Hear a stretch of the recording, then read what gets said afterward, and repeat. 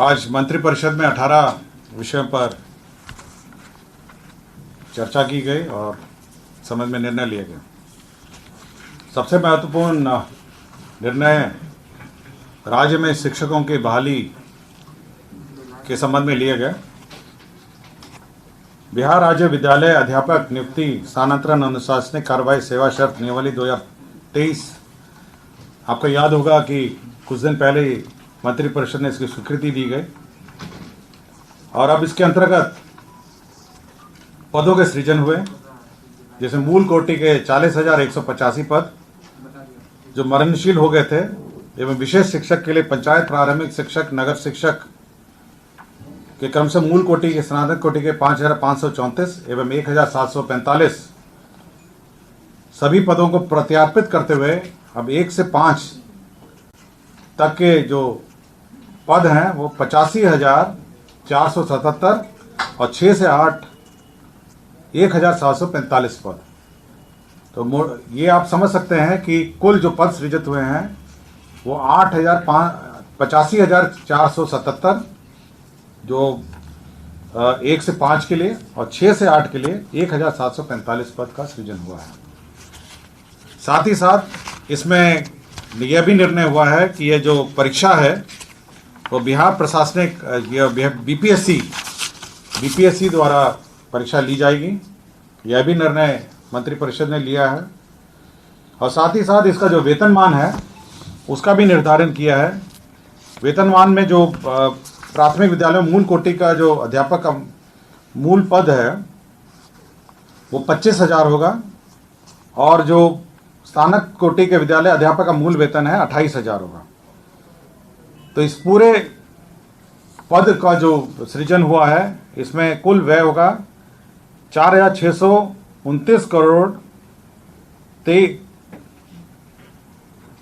4,629 करोड़ अनुमानित 46 अरब 29 करोड़ 23 लाख 7,120 रुपए का व्यय होगा। तो ये मंत्रिपरिषद ने जो टीचर्स का जो पद सृजन है आपका 1 से 5 और साथ ही साथ आपका 6 से 8 का पद सृजन, साथ ही साथ उसका मूल कोटि का वेतन निर्धारण और साथ ही साथ इसका जो नियुक्ति की प्रक्रिया है उसका भी निर्णय मंत्रिपरिषद ने आज लिया है।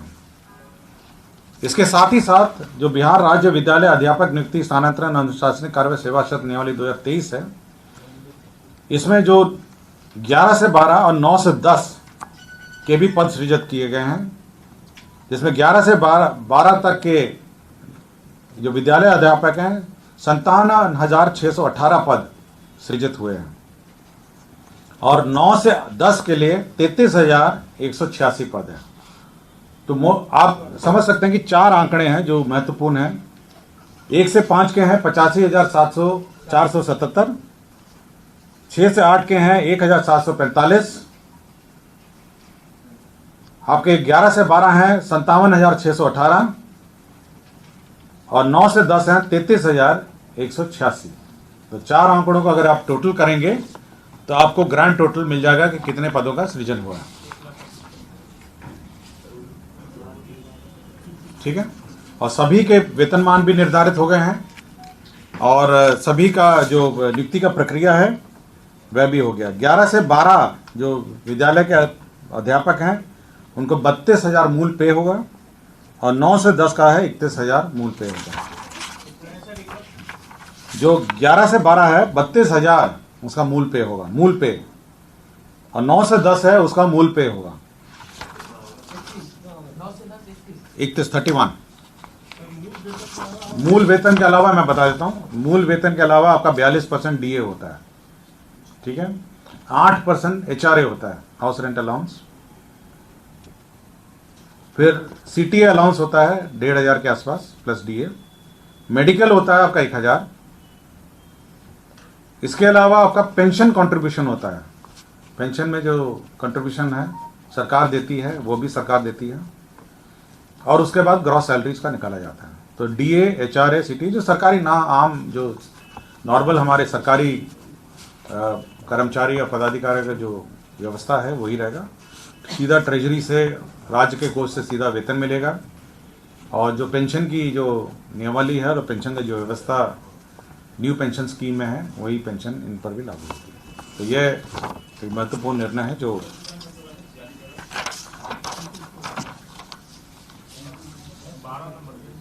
ठीक है। उन दोनों का मूल वेतन कितना बताया था सर? 1 से 5 पे पढ़ देता हूँ फिर से। 25,000 है 1 से 5 का, 6 से 8 का है 28,000, 9 से 10 का है 31,000 और 11 से 12 है 32,000। अब इस पे आप 42% डीए जोड़िएगा, 8% एचआरए जोड़िएगा, फिर सीटीए जो होता है 1,500 का वो जोड़िएगा, फिर उस पर डीए और जोड़िएगा, फिर मेडिकल 1,000 जोड़िएगा, उसके बाद आपको नेट सैलरी आएगा। उसके बाद फिर पेंशन कंट्रीब्यूशन जो है सरकार देती है 14%। 14% सरकार का पेंशन कंट्रीब्यूशन होता है, वो 14% और जोड़िएगा, तब आप मोटा मोटी ग्रॉस सैलरी पे आएंगे।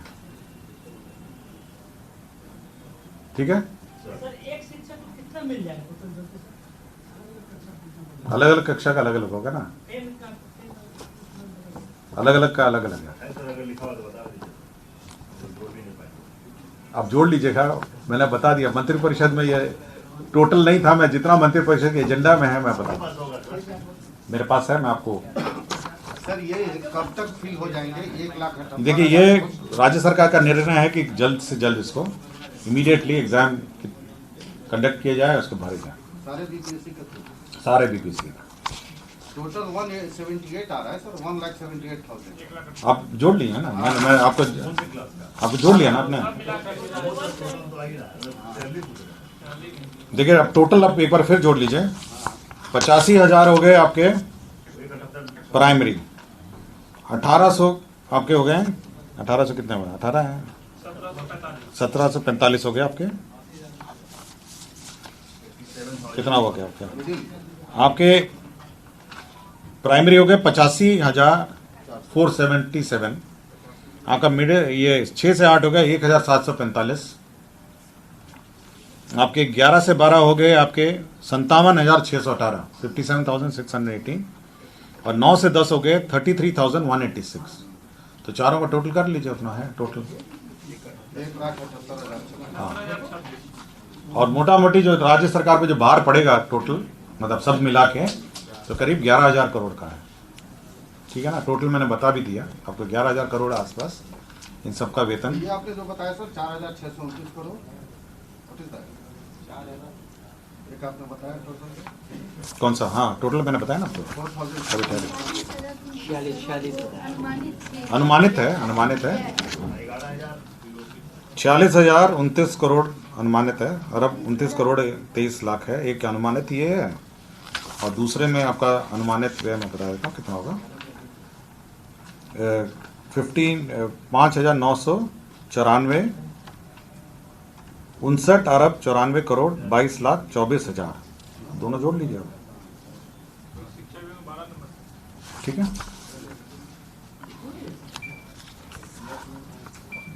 ये परिवहन के संबंध में एक महत्वपूर्ण निर्णय है।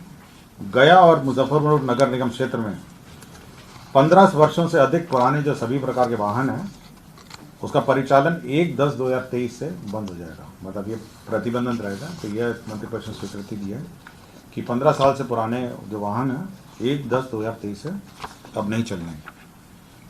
इसके साथ साथ राज्य सरकार ने एक अन्य मामलों में परिवेशीय वायु गुणवत्ता सुधार के लिए गया नगर निगम, मुजफ्फरपुर नगर निगम के सभी प्रकार के डीजल चालित तिपहिया वाहन का परिचालन 30/9/2023 की मध्य रात्रि प्रतिबंध किए जाने एवं बिहार स्वच्छ ईंधन योजना 2019 का अवधि विस्तार 31/3/2024 तक क्षेत्र विस्तार एवं गया एवं मुजफ्फरपुर नगर निगम में किए जाने एवं इस योजना में पटना, गया, मुजफ्फरपुर के तिपहिया मालवाहक वाहनों के लिए अनुदान, तो अब अनुदान का प्रावधान है, रिप्लेसमेंट का अनुदान है और साथ ही साथ नए खरीदने का और रेट्रोफिटिंग का भी अनुदान है।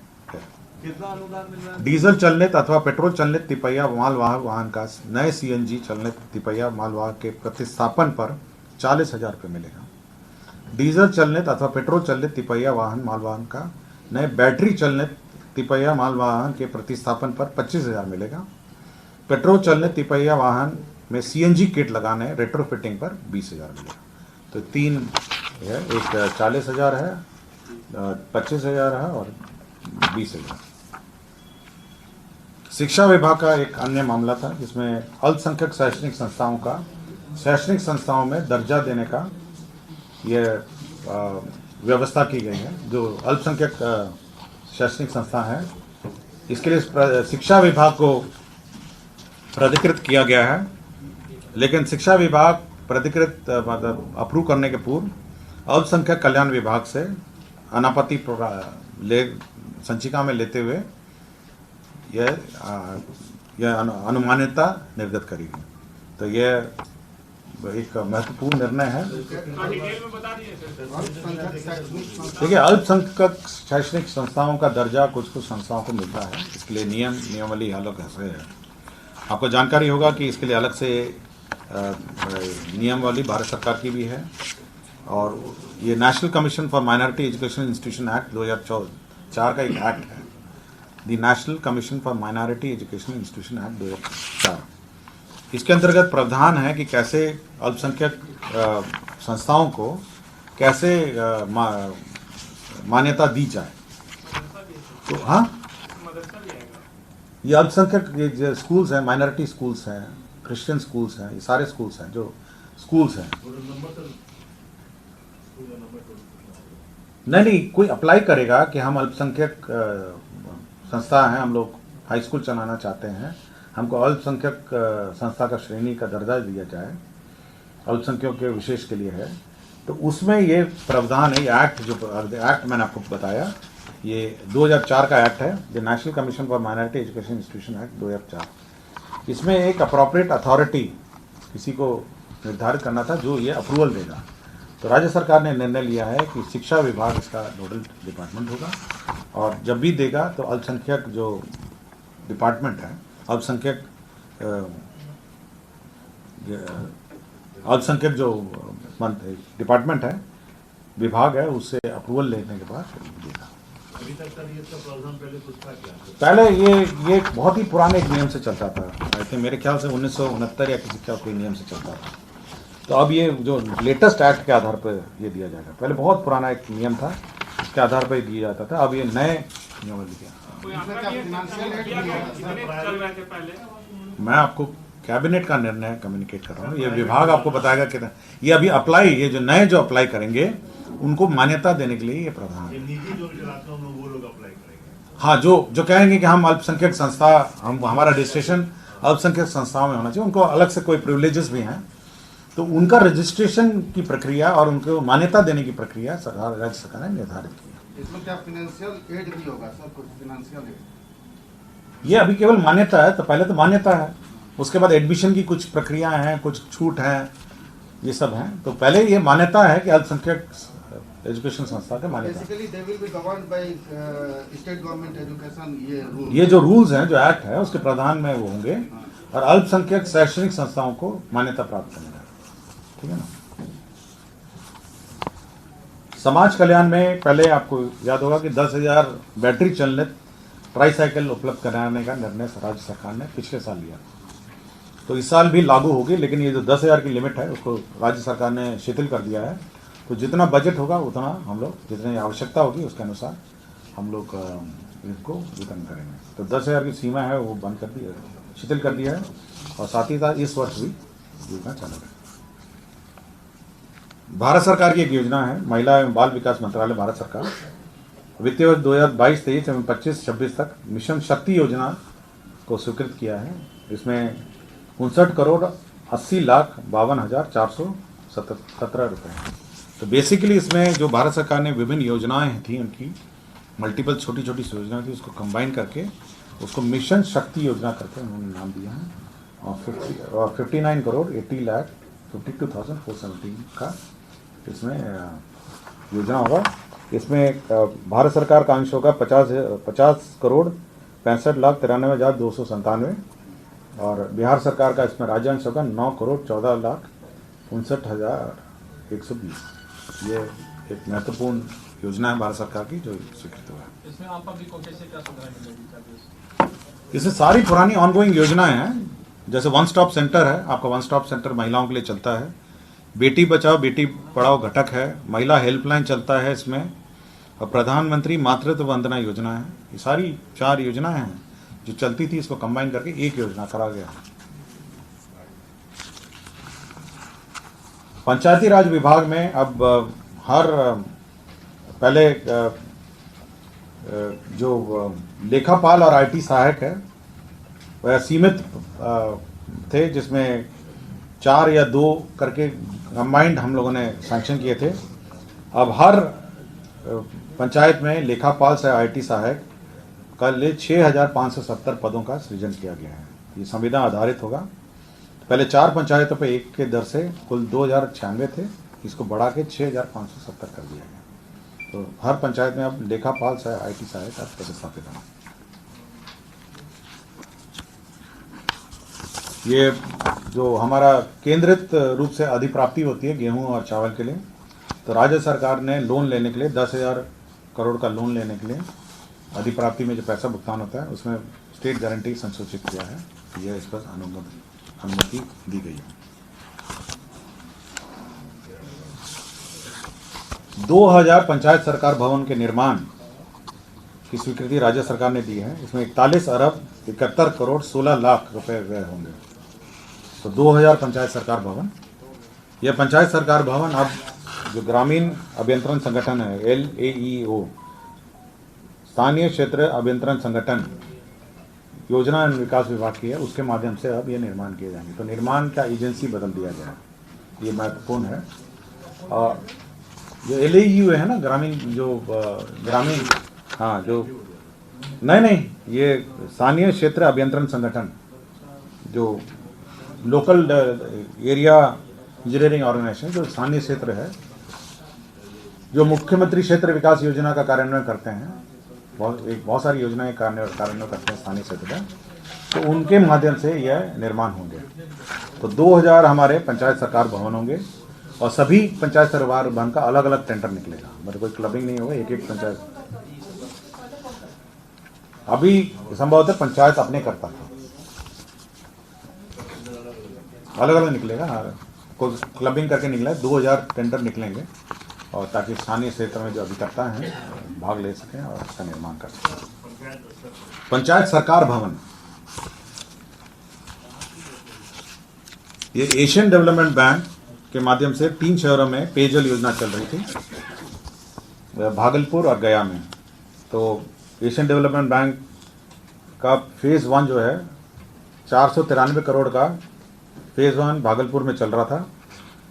अब उसकी वर्तमान अनुमानित लागत 299.41 करोड़ रुपए की अब पुनरीक्षित प्राथमिक स्वीकृति दी गई है और बचे हुए कार्य अब राज्य योजना मद से किए जाएंगे। अब ADB के स्थान पर राज्य योजना मद से योजना का कार्यान्वयन किया जाएगा।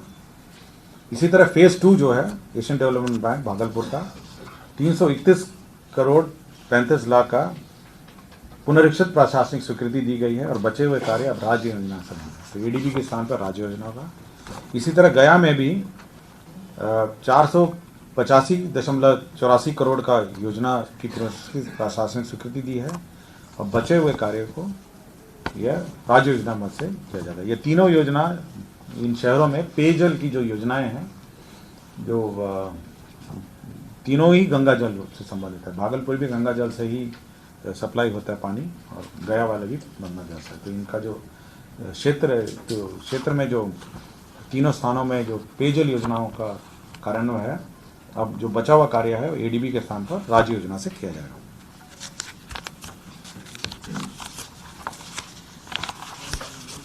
ये बिहार मानसिक स्वास्थ्य देखभाल राज्य मानसिक स्वास्थ्य प्राधिकरण नियमावली की स्वीकृत की गई है और इसमें अब जितने भी लोग मानसिक स्वास्थ्य से संबंधित कार्य कर रहे हैं उन पर सुपरविजन रखने के लिए एक कमेटी बनाई गई है और इस कमेटी के माध्यम से अब किया जाएगा और एक प्राधिकरण बनाएगा। तो प्राधिकरण के माध्यम से सुपरविजन होगा और इस प्राधिकरण के जो हेड होंगे वो स्वास्थ्य विभाग के अंतर्गत होगा और स्वास्थ्य विभाग के अपर मुख्य सचिव इसके कमेटी में। इसी तरह जिला स्तर पर भी है और राज्य स्तर पर भी एक कमेटी है। अपराध अनुसंधान विभाग के अंतर्गत विधि विज्ञान प्रयोगशाला सहायक निदेशक राजपुर समूह ख वेतन स्तर 7 के पद पर बिहार लोक सेवा पटना के अनुशंसा के आलोक में श्रीमती रोजी श्रीवास्तव सहायक निदेशक को बर्खास्त कर दिया गया है। ये एक निर्णय लिया गया है। पशु स्वास्थ्य एवं उत्पादन संस्था पटना को पशुपालन निदेशालय के अंतर्गत बनाए रखने हेतु बिहार पशु विज्ञान अधिनियम 2016 के परिशिष्ट 1 की कंडिका 2(1) को विलोपित करने की स्वीकृति दी गई है। तो ये बिहार पशु एवं उत्पादन संस्था को पशुपालन निदेशालय के अंतर्गत ही बनाए रखने के लिए यह निर्णय लिया गया है। क्रम प्रथम इंटर स्तरीय संयुक्त परीक्षा में 2014 के आधार पर निम्न वर्गीय लिपिक के पद पर नियुक्ति हेतु अनुसूचित अभ्यर्थियों के लिए सहकारिता विभाग के अंतर्गत निम्न वर्गीय वेतन स्तर 2 के 4 पदों का सृजन की स्वीकृति दी गई है। और राज्य सरकार जो हर साल बाजार ऋण लेती है लोन, उसके बारे में स्वीकृति दी गई है। तो कुल लोन जो सरकार लेगी वो है 39,000 करोड़ 49,365 करोड़ का लोन लेगी, जिसमें बाजार ऋण है 44,429, नाबार्ड से ऋण प्राप्त करेगी 3,000 करोड़, वर्ल्ड बैंक और एडीबी और अन्य स्रोत से 1,875 और राष्ट्रीय सहकारिता बैंक से 61 करोड़। राज्य सरकार कुल लोन जो वापसी इस साल करेगी वह है 25,558 23,558 और टोटल जो नेट ऋण जो लेगी सरकार वह है 25,860 जो राज्य सरकार की सीमा से अंतर्गत है। धन्यवाद।